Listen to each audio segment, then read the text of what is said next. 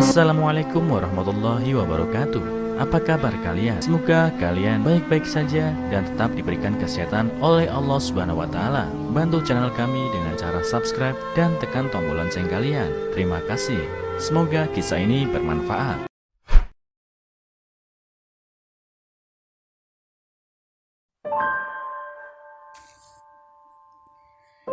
Nenek merawat cucunya yang masih bayi sendirian, hingga suatu hari melihat semua tetangganya muncul di teras rumahnya.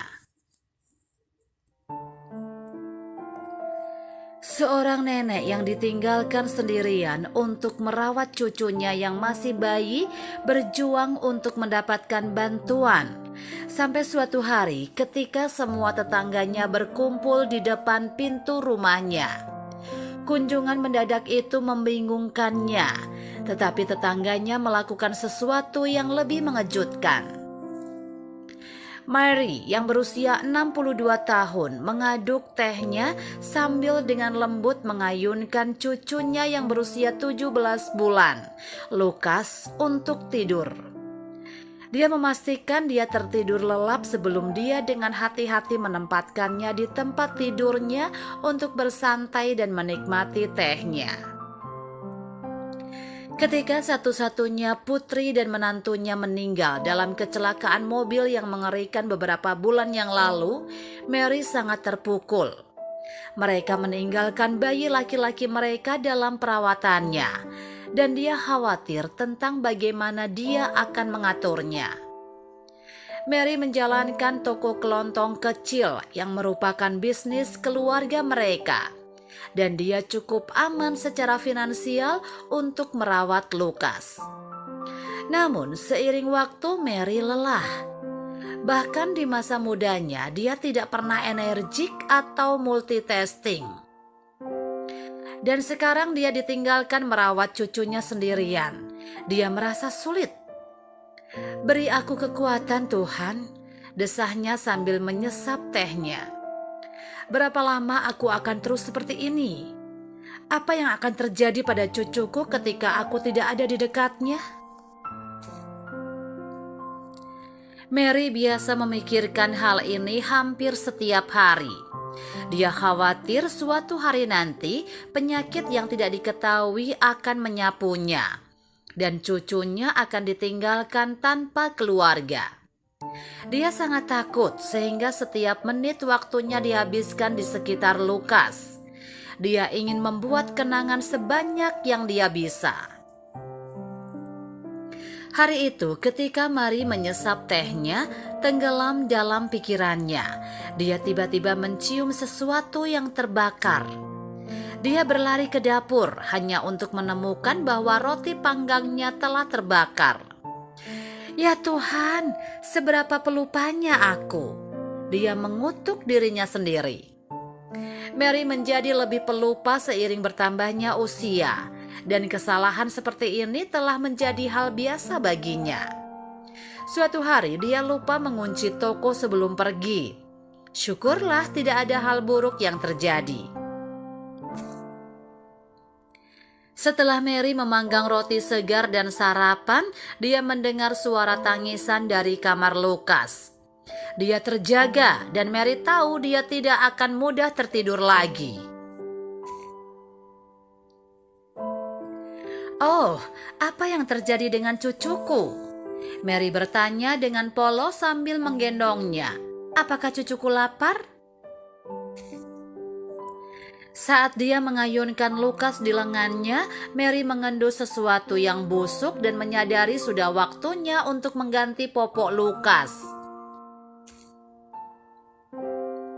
"Oh, anak nakal ini buang air besar, dan sekarang nenek harus membersihkannya." Maria mengerutkan alisnya. Tidak, kamu tidak perlu menangis sayang. Nenek akan mengganti bajumu dengan yang baru sekarang." Mary dengan hati-hati meletakkan Lukas di atas selimut dan mengganti popoknya dengan cepat. "Lihat, bayiku sudah bersih sekarang." "Oh, apakah aku melihat senyum kecil di sana?" dia bertanya. tersenyum pada Lukas yang mulai cekikikan. Guani, dia mencoba memanggilnya Guani. Ayo kita lihat Birli dan pepohonan. Lukas, hari di luar sangat indah, kata Mary sambil memandang keluar jendela kamar mereka. Ayo kita ganti bajumu. Mary dan Lukas bersiap-siap dan meninggalkan rumah untuk berjalan-jalan di sekitar alun-alun kota sebelum makan malam. Mary lelah setelah berjalan, jadi dia beristirahat di bangku sementara Lukas kecil bermain dengan bolanya. Ya Tuhan, desahnya saat melihat cucunya bermain di alun-alun. Apakah saya akan berada dalam kesehatan yang baik untuk merawat cucu saya sampai dia cukup besar? Saya ingin berada di sana untuknya. Ketika mereka kembali ke rumah, Mary memberi makan Lukas dan kemudian membuat makan malam sederhana untuk dirinya sendiri. Kemudian dia membacakannya cerita sampai dia tertidur dan pergi tidur. Beberapa hari kemudian, Mary sedang mandi di kamar mandi ketika dia terpeleset di lantai dan kakinya terluka. Sementara dia masih bisa berjalan, lututnya terus sakit. Jadi dia meminta asisten tokonya, Lindsay, untuk menjaga tokonya.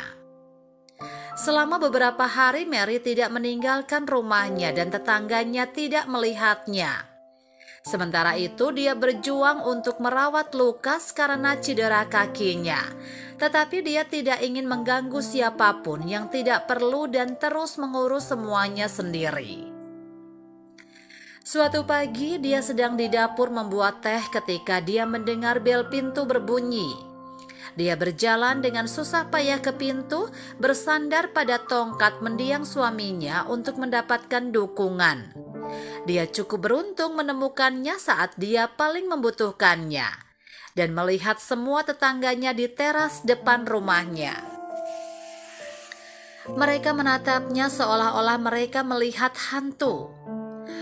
Apa yang kalian semua lakukan di sini? Mary bertanya, bingung menatap wajah kosong mereka. Tetangga sebelahnya, Nyonya Spincher, angkat bicara. Apa yang terjadi padamu, Mary? Apakah kamu dan Lukas baik-baik saja? Kami sudah lama tidak bertemu denganmu dan kami khawatir. Dia menangis. Maria tersenyum tipis. Oh, hanya itu. Dia melanjutkan untuk memberitahu mereka bagaimana dia melukai dirinya sendiri dan berjuang untuk mengatur berbagai hal. Dia tahu dia tidak bisa menyembunyikannya lagi. Beberapa tetangga sudah mengintip dari balik bahunya dan masuk ke rumahnya yang berantakan yang tidak bisa dia bersihkan dengan benar. Dan mengapa Anda tidak menelpon kami untuk meminta bantuan? Tanya tetangga yang lain. Kami tahu segalanya tidak mudah bagimu, sayang. Kamu seharusnya bertanya saja. Kami selalu di sini untuk membantumu. Mary malu untuk meminta bantuan mereka, tetapi dia tidak bisa menolaknya setelah melihat perhatian mereka yang tulus untuknya. Dia membiarkan mereka semua masuk dan mereka memutuskan untuk membersihkan rumahnya untuknya.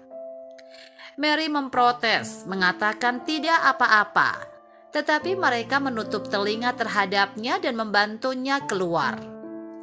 Kemudian Nyonya Spincher membawa Mary ke ahli ortopedi yang menyarankannya untuk dirawat di rumah sakit selama 2 minggu. Tapi saya punya cucu di rumah, dokter, kata Mary tak berdaya. Aku tidak bisa meninggalkannya sendirian. Jangan khawatir, Mary, kata Spincher. Josh dan aku akan menjaga Lukas. Dia seperti cucu bagi kami juga. Kamu hanya berpikir untuk sembuh dan segera pulang, oke? Mary meneteskan air mata.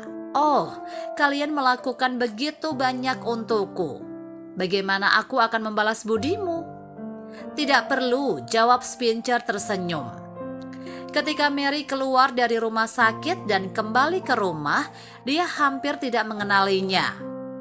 Itu pedas dan panjang, dan Lukas kecil tampak sehat dan berat badannya bertambah. Ternyata para tetangga mengasuhnya secara bergiliran dan mereka juga memberinya makan. Melihat orang-orang baik di sekitarnya, Mary tidak bisa berhenti menangis. "Malaikat," bisiknya sambil menangis. Melihat sekeliling rumahnya, "Kalian semua adalah malaikat. Terima kasih banyak semuanya karena telah membantuku." Mary tidak bisa berhenti berterima kasih kepada tetangganya dan dia mentraktir mereka makan malam khusus sebagai rasa terima kasih. Pada akhirnya dia mengaku malu untuk meminta bantuan. "Kami adalah tetangga dan kami seharusnya saling membantu pada saat dibutuhkan," kata Spincher mengingatkannya. "Jadi kamu tidak perlu malu tentang itu." Hal itu membuat Mary tersenyum. Nah, apa yang bisa kita pelajari dari cerita ini? Jika Anda benar-benar membutuhkan bantuan, jangan ragu untuk memintanya. Jika Mary meminta bantuan tetangganya lebih awal, dia tidak akan berjuang untuk merawat luka sendirian. Syukurlah dia akhirnya mengetahui bahwa menjangkau orang untuk meminta bantuan seharusnya tidak memalukan. Bantu tetangga Anda dan pastikan Anda memeriksanya secara teratur. Tetangga Mary sangat baik mengunjunginya ketika mereka tidak melihatnya selama beberapa hari berturut-turut. Karena kewaspadaan mereka, Mary merawat kakinya dan kembali ke rumah ke tempat yang bersih dan cucu yang cukup makan.